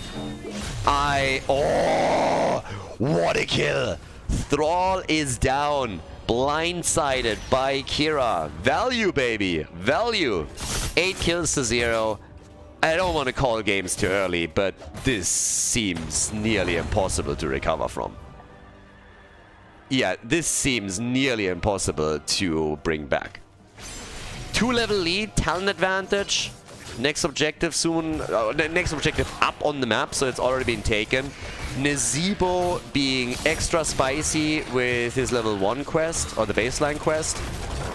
Yeah, have fun trying to bring this one back. Yeah. Whew. 1 fort is down. I have 0 doubts that another one will fall once they get the objective. And it seems that Kerrigan is going to get killed now too. Maybe they can save her? Maybe? It's a huge question mark. And I think we just answered that one. So another kill by Kira. Arion is slapping with her, I gotta say. Those ults on point. The last one killed Thrall. This one eliminated Morales. So another one that is dead. And with the objective, they're now crushing the middle. Disgusting. Fantastic play by them. They're embracing the hot butter through cheese. Easily melting the Croissade away. Yeah. Thrall is very quickly realizing that he might have misjudged the situation there. Get soloed, baby. Nazeebo is a monster. An absolute monster. Thrall was, I got this. I'm gonna kill him. And Nazeebo was looking at him and just said, why? And took him down. Level 13, we got the chain link. Nazeebo is at 150 stacks. Thrall is at 11. Kel'Thuzad isn't done yet either. He's at 25. They are murdering them. 23,000 damage by Kira. Nazeebo has 17,000, but it's the siege damage, of course. He's been the one rushing between lanes to get his stacks together. Brutal. Absolutely brutal. Every fort is eliminated on the blue team side. Every single fort. Do you smell that, by the way? Do you guys smell that? Smells like game 5. 16 is on the board. And if the Frenchies don't massively turn this around now, then I'm not so sure what they can do here. I mean, how do you bring this back? What was that? Somebody's having fun. Double camp in the middle. I mean, I can tell you one thing. I can tell you one team that is not having a lot of fun here right now. And... ah, the zombies! I was just thinking, where does that one come from? Alright, the zombies are apparently enjoying this. This is like, that was just wild. But yeah, so we're having a situation in which it very much so seems as if it's nearly impossible to bring this one back. Not a single kill has been claimed yet by the team in blue. They are still waiting for the first one. Level 16 is ready. It's a 1.5 level gap between the two teams right now, so they're missing out on that as well. We are looking at Nezebo just being insanely powerful. Once he has level 20, it should be an absolute disaster for them. And yeah, it's just bananas. It's totally bonkers here. I can see no path back into the game for the blue team. Unless, of course, there's a massive grief happening by the team in red. If they somehow grief through this, throw it. There's not even a boss on this map. There's not even a boss where you can throw. There's no throw pit here. So, yeah. Good luck with that. I mean, I'm really looking at this and I'm thinking, what can they do? Thrall is at 11 stacks on Trash Lightning. Even if he completes it, is this going to be enough? I don't think so. Nezebo is already at 190 stacks. They're 3 levels away from 20. And he's already way past his threshold. He's going to stack further. He's going to be harder to kill. He's going to be nearly impossible to be dealt with. He already is a monster. He's already an absolute monster. And imagine this in 8 minutes. If this goes to a 20-21 minute game, imagine him then. So, yeah, this is just bananas. Absolute bananas. Bunny up is in. Nezebo decides that he's going to Ravenous Spirit up a little bit. Nice sanctification, I gotta say. Yeah, that was good. Not good enough, though, as it seems, because they're still going to lose Kerrigan. Or are they? Maybe they can save her. Chrysalis is out. Nice damage from Kel'Thuzad. At least he's starting to ramp up the numbers. Kira, alright. Kerrigan, she tried. They just don't have it. They need to coordinate this better, but it's so tricky to do that when you're having to deal with this much carnage here in these team fights. Kira just swinging around. D.Va pushing everybody out of the way. Nezebo's at 30,000. He doesn't even have his Vile Infection yet. His damage is going to explode. To absolutely explode. 12 kills to 0. Disgusting is not only trying to win the game, they're trying to make a statement here. They're trying to make a statement. And the statement is, you're shit and we're better than you. We're gonna win this. We're not only gonna win this, we're going to crush you. We're gonna kill you, we're gonna kill your children, we're gonna kill your parents, we're gonna kill your extended family and all your friends. We're gonna kill everybody that knows you, and then we're going to kill you again. Half a level until 20. And the Polish Mafia is going for victory. They want the keep, they want the core. First they want Kerrigan. She barely makes it out. Down here, Arthas might fall. Nice! Finally a kill! Finally a kill! The comeback! The French! They're taking the Nezebo down. Oh, it's a triple, baby! The keep is gone! The keep gone, the top keep has taken damage. But the French have finally gotten a few kills. Is that gonna be... I mean, it's obviously not gonna be enough. Is that the beginning of maybe a comeback attempt? It would be insane if they make a comeback happen. I'm gonna be absolutely honest with you. If they are somehow able to pull a comeback off here, that would be absolutely insane. I can personally not see it happen. Because Nezebo is gonna hit 20 now. And that is going to be a massive change in the way he dashes out power. He's gonna go from a guy that is just running PvE to a PvP monster. And we are 15 minutes in. He's at 200 stacks. Gonna stack more. Arthur's not done with his quest either, neither is Thrall. At least the fort gets destroyed. Death timers are up. Here comes level 20, and that's a massive Storm talent lead. So already we're getting right off the bat no Sanctuary, and it is the Vile Infection. Let's take a quick look at Nazeebo's damage. We have 16 minutes of the game. Nazeebo's sitting at 34,000. Just roughly the same numbers as Kira has. Roughly the same. Just as a side note. And now we're gonna have a bit of a look how that damage is gonna develop as it happens. Also, if you get him on the core now, if you get him on structures, he's gonna crush them. No problem whatsoever. That damage boost is insane. 20 versus 20, Earth and Shields are in. Hospice care. Yeah, here comes the party. Nazeebo already with the ult. Oh, Thrall with the Earthquake. Alright, off we go. And the drone, stim drone on Thrall.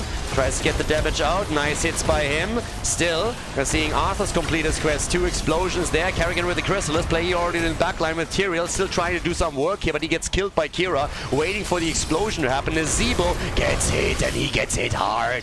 Healed quickly.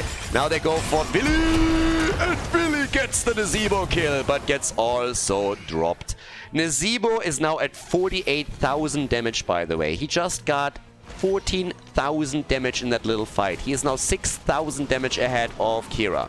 That's one fight. One single fight.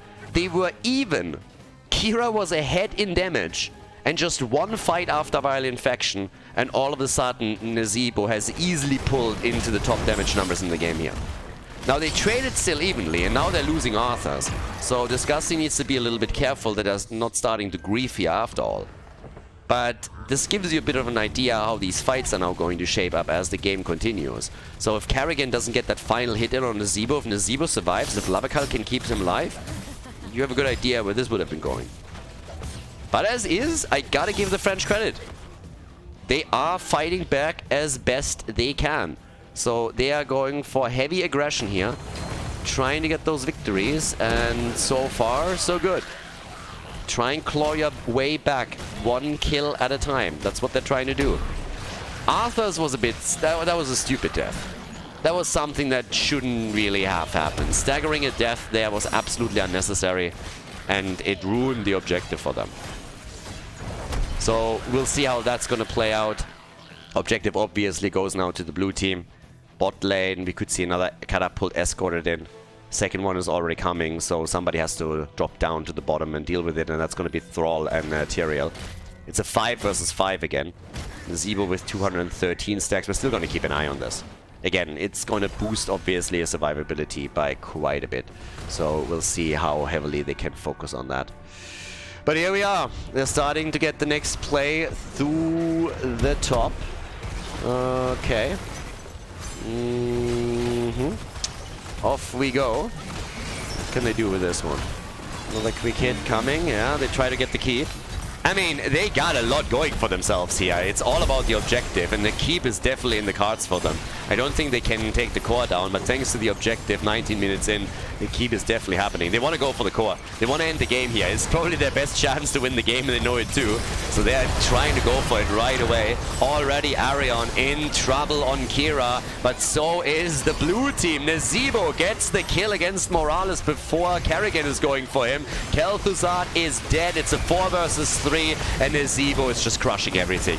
Nazeebo is absolutely murdering them right now, as you can tell. They're about to get a kill on Lavakal, but well, who am I kidding? They're not, because both Thrall and Yrel are dead. You ready for the update? Here's the update. Nazeebo at 64,000. He just picked up another 16,000 damage. 14,000 damage in the first fight that he got after the Vile Infection, 16,000 damage after this one. He is now 20,000 damage ahead of Kira. They were tied when they hit level 20. And of course now they're gonna end the game. Oh, Nazeebo is doing what he does best. Kerrigan is dead too. We are going to game 5, everybody. Game number 5 incoming. It's gonna be a 5-mapper in our first best of 5 series of the day. Let's get this started. Yes, it's gonna be glorious. It's gonna be awesome. Disgusting with a well-deserved victory on Infernal Shrines. GG.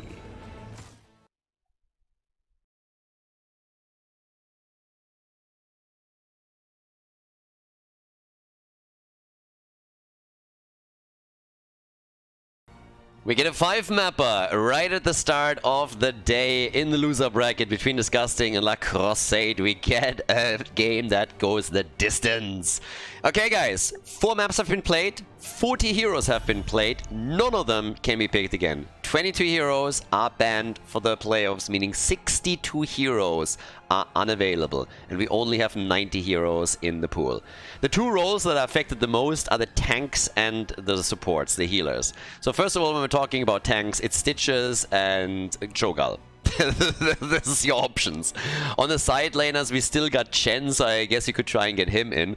But when we're talking about healers, then you only have 4 left. So teams could also now decide to ban some of the healers out in the draft, and that could end up with one or even both of the teams not having any healers left whatsoever. So if they're going full crazy here, then they're starting with a healer ban. Now they're not doing that, but it should be absolutely crazy. And I'm really impressed by Disgusting and their ability to bring this back on the last one. Banning out Chen, Abathur. Really good idea, because he would combo well with Chen, who is still open, with Illidan and with others. So if you are already starting to focus on some of these things, keep in mind, tanks gone means that a lot of the CC is gone that you normally have. So then Abathur, Illidan, or anything along those lines would be absolutely crazy. So yeah, it's gonna be mad. It's gonna be a mad game here on Cursed. Uther gets banned, so one of the supports is gone. And if they now ban a support as well, they ban Cho'Gall. I don't know why they are banning Cho'Gall. They could have taken him. If they pick a support, they force a support first pick, or there's no support left. They kind of have to still take a support, maybe not. Alexstrasza, Karazim, and Lilia are left. Stitches is also up. Oh, if you get Stitches, Alexstrasza here, oh, that would be wild. Then you can really get a massive hit point pool. They pick Alexstrasza over Stitches. They gotta pick Stitches now. It has to be a first pick. And there he is. Stitches Mephisto. Really nice start. Really good start for them. Cho'Gall banned. Vikings are up, so you could also try and play Vikings to play around the opponent a little bit. And not engage into the battles too heavily. They have to pick Chen as their tank. Unless they are trying to play without a tank or elevate one of the melee assassins towards a tank, they have to pick Chen now. There's nothing left there. That's Chen. Chen and Gul'dan. Okay. Chen and Gul'dan are in. They could now ban another support, by the way. So La Croissade could decide to ban a support and force the hand of Disgusting. That's an option that they have. Whatever they ban in regards to supports, they have to pick another one. Karazim and Lili are both still up. Those are the only supports that are available. So you ban one of them, you force the opponent to take the other. Vikings banned. And what is La Croissade now gonna do? There's still enough damage available, so we still have damage. Bruisers is a bit of an issue as well. Gazlo is still up. Murky is still up. Could get those. But what are we getting? Do they try and focus the healer? Yes, they force Lili. Disgusting only has Lili as an option now. Lili is their only heal option. There she is. Looking for adventure.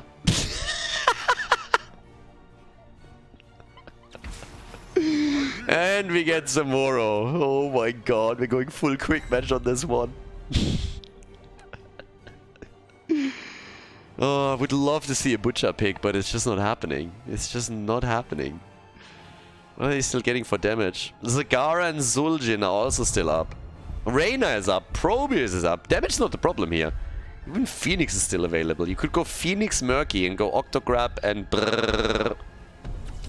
Illidan and Zagara. What a draft. They got Fat Illidan and Illidan on the same team now. And that leaves us with the final pick for the series, everybody. Last pick. Cursed Hollow, the 5th map in the best of 5. It's awesome. It's absolutely awesome. Richu, what's it gonna be? Well, we are getting Valeera. Oh boy, I'm not so sure about that. Valeera so far has been doing nothing but lose games. Okay, let's see if Valeera can actually pull this off. I really believe there were better options available than Valeera. But okay, either way, it's gonna be fun. We got some more Lily, Valeera for the red team. So guys, let's go. Who moves on to the next round of the tournament? Who drops out of Meta Madness? Let's find out. Game number 5. On the left, everybody. We got Vili from Zagara. Play on Chen. Guilty Spark on Alexstrasza. Nagrom on Illidan. And Panda Colada is playing Gul'dan. To the right side of the map, disgusting, with Lavakal on Lily. We got Richu on Valeera. I mean, he has a couple of really nice targets, especially if he can get close to Zagara, then he can take her down, but we'll see how successful she's going to be in this game. Atrax is playing Mephisto. We got Twice on Stitches. And Arian is playing Samuro. Full on quick match draft in game number 5. On level 1, we get the Battered Assault. Lily coming in, Chen with a Storm Stout recipe. Fat Illidan, therefore, looking at food already. And real Illidan is sitting up here with the Pleb Horse. It's going to be real funny to see how those two can attack those backliners. So Richu, if he gets the burst damage out and the silence on a couple of targets, then he can really be a pain to deal with. But Valeera also has a lot of weaknesses that could very quickly become an issue here. There was a lot of damage still available. They believe that he has the best chances to get quick kills. If that works out for them, then fantastic. But if not, he could become the liability in this one. And of course, they were forced into the Lily pick. She was literally the last healer that was still available here. Another problem could be Samuro as the game continues. Always good to harass the side lanes a bit and go for structural damage. Illidan, more so somebody that is waiting for the late game.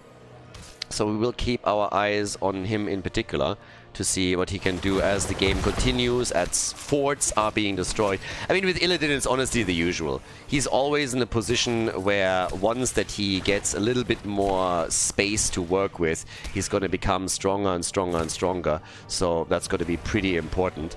And it's all about him getting more space. Distance to safety is big when we're talking about him. We'll see what exactly they can pull off here. If this is going to be a successful endeavor with Illidan, or if he can be countered by the opponent. There's the blind, but the thing is, like, too many people think that blinds are the key to defeat Illidan. Is obviously bullshit. What you really want is stuns. Stuns, CC, and direct damage. That is way better. Blinds are nice. They're better than nothing. But it's not something that you should go out of your way to try and get into your composition in order to deal with him. Li has some that she can use, but besides that, it's more of a question of whether Illidan can be focused quickly or not. And he has the heals of Alexstrasza, so that is definitely a very nice one to have in your backline and try and help you out there. So late game could be problematic for the red team. That's all I'm saying here. Samuro with a Way of the Wind and one with wind, so it's getting pretty windy on Cursed Hollow. The Envenomed Spines are in, and they're still pressuring up at the top. Atrax, of course, on Mephisto is also someone that can dish out an enormous amount of damage. He can really bring in the numbers here. Mephisto has been banned in so many of the previous games, and the only reason why we have Stitches and Mephisto in the game now is that their hand was forced in the draft. There were just other priorities now that we're that deep in and this many heroes are banned out. You want to make sure that there's no Cho'Gall against you, especially when your opponent is already looking at an Alexstrasza pick. And in addition to that, Vikings become a huge pain on the macro level, so you don't want to deal with them either. So, super interesting to see how the draft is evolving here. Illidan with an early battle, and he's going up against 3. Now, I guess he was thinking he could get a kill. But as I mentioned earlier, he is going to thrive a lot when we have more talents for him and also when there's more distance, more space to work with, generally speaking. So going 1v3 this early in the game, not really his best move there. Nice hook. Cursed Tribute is taken, especially since Gul'dan has never really moved away from the mid lane, and we have at the bottom of the map also Chen still doing his rounds. So nothing too fancy has happened over here. And up at the top, they're still doing their thing. So still trying to push this out. One wall has been lost. Both teams now are level 7 talents. We have 2 kills to 0 in favor of Disgusting. So after the victory on the last map, the Polish team is now doing well on the final one, at least initially. Panda Colada has to head back out. So does Chen. But level 10 abilities are going to change a lot here. And Illidan is also stacking. So he's stacking on his level 7. He's trying to get the second charge so that he can use his Better Assault a little bit more and really get value on this. All the way up at the top. We still have Zagara bringing all her wave clear and the siege against structures to fruition. So doing very well on that.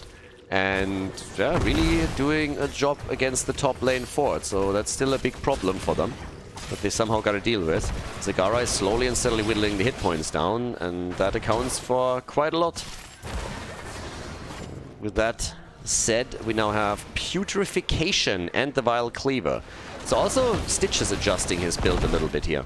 Samuro, he's doing damage at the bottom of the map. It's not quite as successful as Zagara at the top, but he's still doing work here. And now that Alexstrasza is still assisting Zagara, you can see that this entire interplay at the top side is heavily in favor of the blue team. So they're trying to rotate Stitches back up, trying to go for Zagara, and she needs a big heal now or she is gone. Dragon Queen is in, Zagara is able to make it out at the bottom of the map. It is Chen that is trying to fight this one out, whereas top side, even Illidan is now attempting to be part of the fun.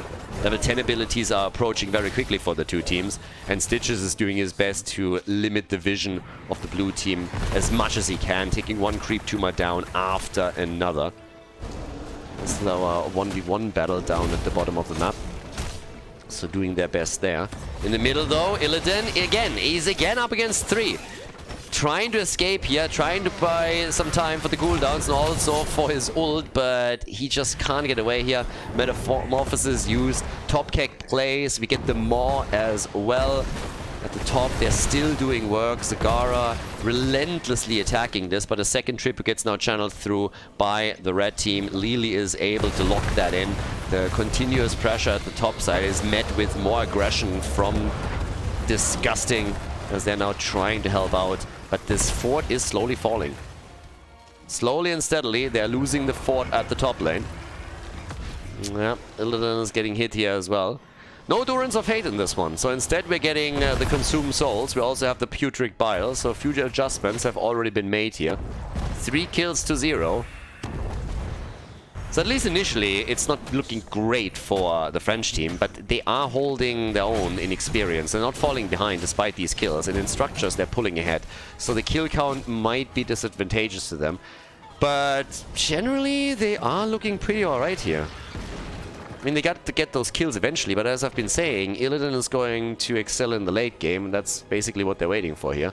So, as is, things are looking pretty okay, as long as they're able to turn things around in the later stages. Valeera with the attempt to annihilate the healer, that didn't work. Early ult baited out on the side of Lili, so she's already coming in with her little tantrum as she goes for the jugs. Very good for her. This is obviously a potential curse tribute as well. Horrify being used, trying to get some more out of harm's way. Oh, Illidan! He does have the ult and he's dead. Illidan is down. Oh, the more too late, and now Gul'dan is dead too. Yeah, that's bad news. Alexstrasza has also been eliminated. They got a lot of damage done, and nearly everybody on the red team is insanely low, but it doesn't matter. They all survive. Chen is still trying to get a kill here, so this is really bad news. Everybody was so low for the red team, but they survived. They nearly killed the entire French team, and now with 7 kills to 0 and level 13, they're coming through here with some really big hits as they're cursing the blue team. They go for structures and they're starting to take these down. Strangle on level 13, they got the talent advantage now as well. On the damage numbers, we got Mephisto on 14,000, Samuro on 14,000, Valeera on 14k, 13k for Stitches. Nobody can really deal with Zagara and her damage output, but of course she's more so on the squishy side, and that is definitely playing a big role here now too. It's rough, Very rough for the French team. They were the ones to take the lead after 3 games, and now they lost on Infernal Shrines on the 4th map. And in game number 5, things are not looking pretty at all. Illidan, he needs to really pop off for them to have an impact here. Could have maybe switched out the ult on the side of Alexstrasza, decided against it. She's still bringing the heals, still bringing the assist and the sustain, but they are suffering. Top side, it needs to be defended. And it needs to be defended quickly, but Illidan is going to take care of it. To be fair to the blue team, they haven't really lost a whole lot of structures. They haven't lost a lot here. But they are now losing Gul'dan in the middle again. So that's kill number 8 for the Polish team. 8 kills to 0. 1 level lead. Only 1 fort destroyed. And 2 forts are super low on the side of Disgusting. Still a situation that is salvageable for La Croissade. But it's going to get harder and harder and harder. Valla is trying to get close to Zagara, but I guess it was already called that Valla is missing on the map because Willi knows fully well that he is going to be the primary target for her. If Valla gets even close to Zagara on an isolated lane, then she is just dead. She has absolutely no chance there. I mean, look at this. Even Chen is having some trouble initially as he's trying to make his way back out. Alright. Right side of the map. More camps are being taken here as they're making a few more moves. Level 16, soon TM. Alexstrasza completes her quest. And they try to go for the boss. But that's scouted out immediately. And there's a hook. And that should be a kill. Maybe not. Chen with a boss move. Nice. Chen and Alexstrasza saving Zagara. That was big. She was moving straight into Zamuro and nearly got killed there. Now that the red team has level 16, they're trying to take the bosses away. And they're going to do some work. Illidan has completed his level 7 quest. Nobody is contesting that. They just decided that they have to get level 16 before they can do anything here. There's also a stats advantage, of course, to be accounted for. But in the middle, Fat Illidan and Illidan working in tandem to take down the fort. 1 is eliminated. Alexstrasza dodging out on the hook. Nicely done. Chen doesn't care. I think he should a little bit. Still able to keg out. And Illidan might have to use Metamorphosis. Nah, it's fine. Putic Bile was used as well. Boss is moving to the bottom of the map and is now obliterating another fort. And Gul'dan is griefing. Gul'dan with a big grief, he gets caught. Illidan trying to do his thing, trying to also go for Valla here, and she might die. They might actually get the kill on her. She's able to move out. Lili with a big save. This one is still doing work. Already went through the fort, but is trying to also now go for the keep wall. They give up the tribute, as they should. But in the last fight, at least, there was no death on the side of La Croissade, so they're surviving through these a little bit. Yeah, they're surviving through that. Another boss is now taken up at the top. And you can tell. You can really tell that La Croissade is just sitting there thinking, shit. We just can't fight this. We can't go for the tribute. We have to give them another boss. There's nothing that we can do with this. So, very, very frustrating from their perspective. But finally they got level 16 talents. Blades of Azeroth. Zagara is going to do great damage with that as well, with her 16 talent. And Chen's just kegging out. Easy keg. No problem. Cooldown isn't too much of a problem, so they can use that. Better than letting him die here. But they can't claim the camp. But the Corrosive Saliva is going to be pretty interesting, especially against Stitches. And now they have to meet the music up at the top. This is the problem. The wall is gone and the boss is starting to come in, so it's likely going to drop your keep. They have to win a fight eventually here. And look at Mephisto. The damage output against Alexstrasza in particular. Ridiculous. Alexstrasza herself taking to the skies, horrifies out. Lili with her ult, Illidan in the backline immediately trying to retarget as they're moving in for Stitches. They're stun, missing Illidan, but Zagara is dead, and that's the first hero to fall. Another hook against Gul'dan, and he's really been struggling with these, but it's Chen that saves the day again for him. The keep is gone, the game's still open, but they need kills, and they haven't gotten a single one yet. They're still sitting at 0 here. Still sitting at 0 kills. Disgusting. Guys, they are playing a great game. They have taken both of the bosses, they destroyed a keep, most of the forts are gone. They can take another tribute here pretty easily. And this is all about which team moves on to the next round of the tournament. And at this point, it looks like this is going to be, I don't want to say an easy one for Disgusting, but they have all the cards in their hands. If they throw, if they grief, this is still a game that they can lose, but at this point in time, they are looking incredibly strong. They are 1.5 levels ahead of the opponent's team. They're closing in on level 20. They have the structure advantage, and a significant one at that. So things are definitely looking very, very good for them here. And just to highlight it again, the French have not gotten a single kill yet. Not one. Nada. There's continuous catapults now against the core at the top. We are 14 minutes in, so they are starting to hurt a little bit. You can see that the blue team is now trying to be a bit more aggressive around this because they're realizing that once level 20 hits, they will have to give up the map again. Another hook, but it's only against Chen and he can simply jump out. It's always kind of funny to me whenever you see a Chen brought in. You can't really threaten Chen when he has Kek as an ult. It just doesn't work. He's just like, alright, I'm gonna press my R button real quickly and I'm gonna head out of this one without having any issues. So yeah, he jumps out, not a problem for him. Arian at the bot lane is still pressing with Siege Giants that he took earlier, but now level 20 is dropping into the hands of the red team. And how are you going to play this one out? Because you can't... I mean, they cannot get cursed again, right? If a second curse gets now dropped onto the blue team, then how are they going to... they're not surviving this. Period. So they have to fight this. It's a shitty fight to take, but they got to take it. Illidan with the Metamorphosis. Zagara is dead. She just doesn't have the hit points here. Gul'dan in trouble. Valera getting the kill. They're trying to at least kill her. And even that doesn't seem to work. Illidan is finally able to get a kill together with Chen. He's down too, but now Illidan is 1v4. And this is a 5-man wipe as the entire team is crushed. 14 kills to 1. The Polish team, ladies and gentlemen, they are going to move on to the next round of the tournament.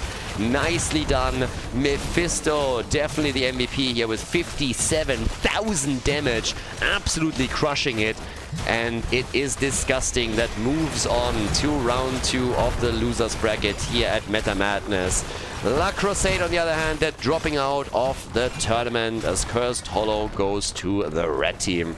It is Disgusting who locks in the W. GG.